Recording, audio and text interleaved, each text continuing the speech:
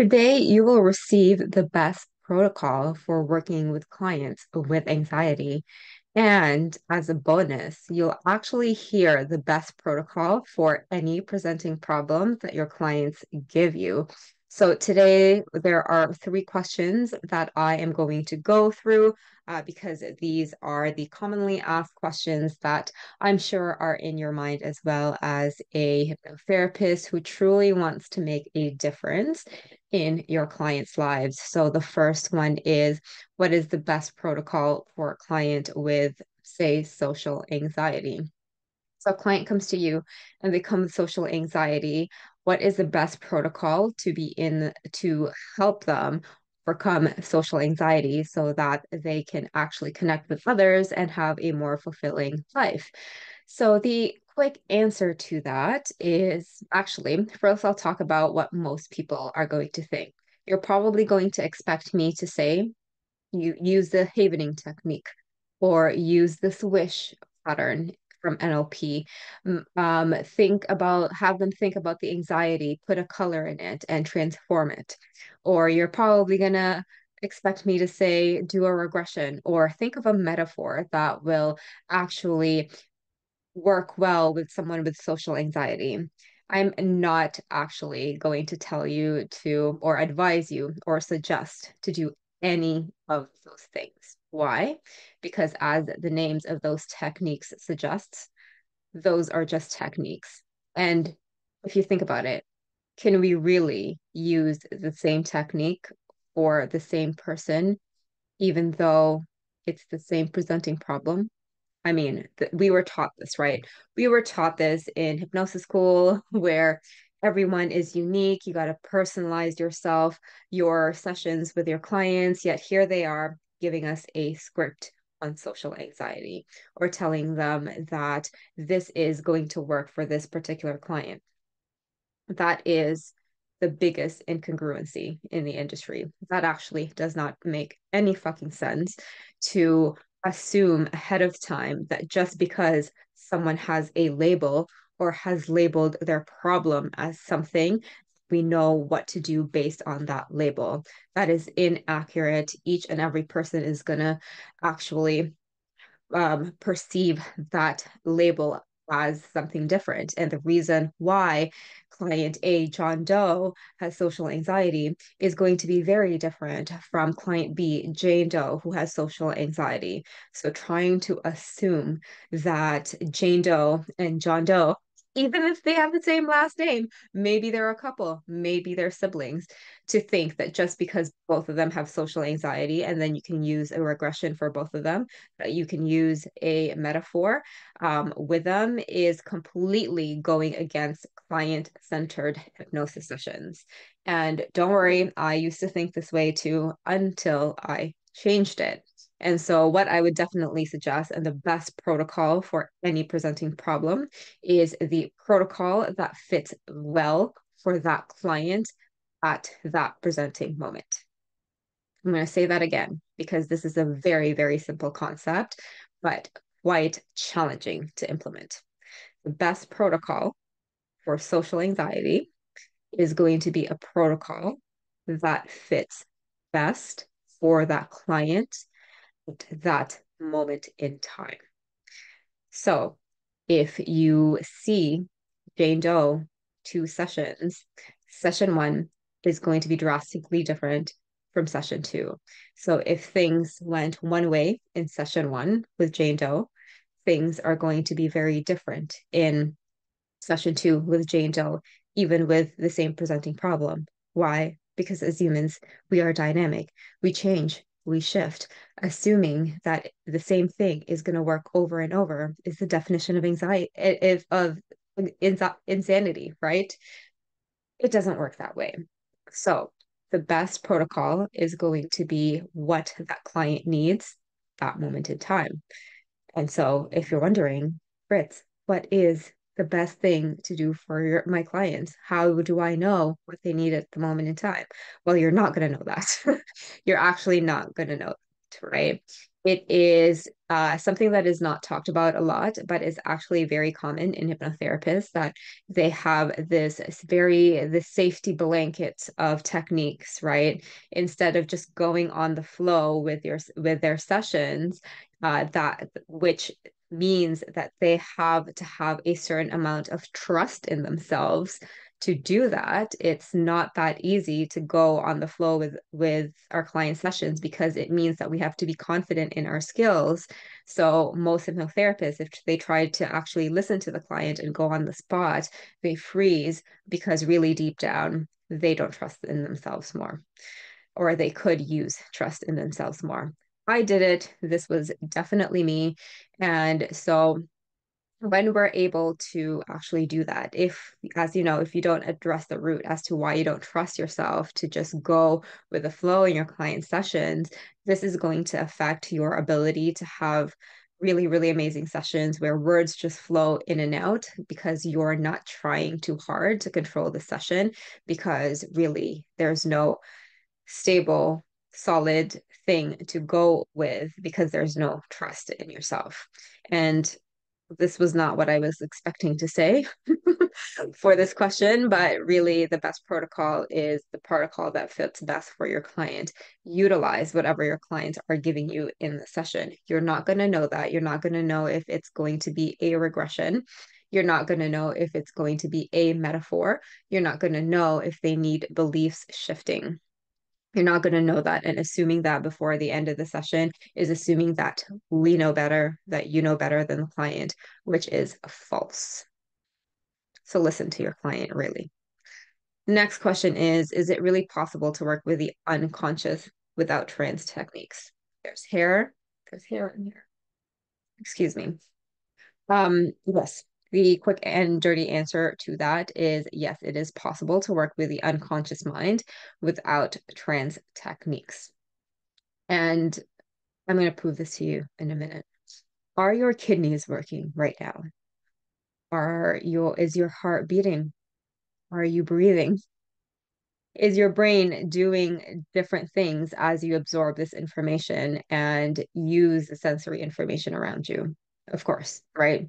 A lot of things are happening outside of our conscious awareness, which is the definition of unconscious, right? It's basic. And so can you work with these unconscious techniques without telling your client to go down the stairs, go deeper, and pretend that there's magnets in between their hands so that they can go deeper? Absolutely, because it's always happening in the background. There is always an unconscious process happening in the background. Our brains don't turn off. And our nervous system is always doing things, detecting things. All of our organs, all of our unconscious processes within our bodies are always happening at any moment in time. There's always something going on. So it's not just about using the techniques to create the trance. Inside our conversational hypnosis sessions, we utilize unconscious expressions. And this is taught in very, very thorough detail. But these are things that you can see that are unconscious. Think about it kind of like as body language. We communicate through verbal and nonverbal cues as humans, right? And what do you think communication is mostly based on? The words we say or the things in between? The body language, the tonality, the cadence, the intention behind what we say. What do you think is more important in creating a conversation? Of course, is the unconscious process, right? We can text someone and they can literally just see the words that we're saying, but sometimes for most of the time when we are texting someone, it can lead to whatever we say to be misconstrued because it is through text and it is not through the verbal. We cannot hear the other person through the text as well. And so that's why communication using unconscious processes is so much more powerful, and you can work with it because it's already naturally happening. You don't have to force it to change. This is another thing. We were taught that hypnosis is so natural, but here we are trying to force something natural to happen. That does not make sense. as well. So if hypnosis is a natural process, why are we forcing our clients to make it happen instead of just allowing it to happen? Instead of making our clients relax, what if they don't need to relax? What if they need to be agitated regarding their situation so that they can do something about it? Just something to think about. And that agitation, that resistant to relaxation, those are unconscious processes. So if you do have clients who are resistant to hypnosis, then you can utilize that if you know how to. So, to answer that question, yes, it is possible to work with the unconscious process because without trance techniques, because this is what we do in conversational hypnosis sessions. I just helped someone shift yesterday within 5 minutes, shift the heaviness in their heart in like 2, 3 questions in less than 5 minutes without trance techniques using plain conversational hypnosis. So anything is possible if you know what to do. Can hypnosis help with client issues is the third question. This is a great one. And as a conversational hypnosis trainer, you might think that I'd say, yes, hypnosis can help everything. But what I'm actually going to say is no, hypnosis cannot help everything. It is when we discover, especially initially, when we're still in that honeymoon phase of hypnosis, right? We are like, hypnosis, everything. The mind can do everything. We are obsessed with it. We can assume that we can help everything and everyone using hypnosis, right? And although I have seen the tremendous power of hypnosis, it is not the be all and all. And and I truly believe that, right? For example, we see this all the time, something like money blocks. If a client comes to you and works on money blocks, they can shift all the money blocks in their unconscious themselves for years and years. But if they don't know how to build a business, if they don't know what to do with their finances, if they don't know what to do with the debt, if they don't know how to multiply money, if they don't have the skill set to make money, no amount of hypnosis is going to help them become a millionaire. That's just not how it works. At the same time, if we're working on our health and we can, and I did this.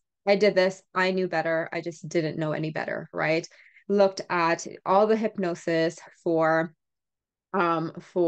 weight loss to shift my metabolism. I listened to them. I even did some EFT diligently, repetitively. Guess what? That shit didn't work. That didn't shit didn't work. Not because I didn't believe it, because at that time I really, really believed it. But my movement was shit, my stress reduction. Um, I was not doing well with stress reduction. I was avoiding a lot of emotion at that time, and I was not choosing the right nutrition. So those things have to be in place in order for something like hypnosis to work. Assuming that someone can just sit and listen to an EFT tapping video or a hypnosis recording to lose weight, but are not actually taking the diligent steps to take care of their body via nutrition, movement, sleep, good luck, right? And this is something that you, as a hypnosis practitioner, you actually want to see and start believing. Because if you don't believe that, if you're just going to say, yeah, come to a weight loss session with me, you're just going to listen to it. And that might work for a little bit, especially if someone's really stressed out and you help them lower their levels through relaxation, and then they could start losing the weight. But that's not going to be long term, because there's a reason why they have gained the weight to begin with, like without any other strategies. If their sleep is shit, it's not going to work, right? Just like the things that I mentioned here. So it is, part of your expertise as a hypnotherapist to obviously keep that optimism in mind, and that saying that the mind can do a lot of things. I definitely 100% believe that, but it is not the be all end all. There needs to be action taking place. It could be that the client's hormones are shit, especially in perimenopause, menopause, post-menopause for women. It takes a lot more than hypnosis to actually deal with the natural hormonal changes that happen. Can hypnosis help with the hormonal changes? Absolutely. But if client doesn't have their hormones checked out and optimized, no amount of relaxation or no amount of suggestions is going to truly help them transform. And it is up to you to really see that holistically with your clients. So I hope that this helped and gave you a lot of different insight that is not really openly shared in the hypnosis practice because it takes a lot of logic to actually ensure that hypnosis works. It's magical, but also once you actually do the and embody the principles that work, then it makes a biggest difference. So let's make a massive impact together, one conversation at a time.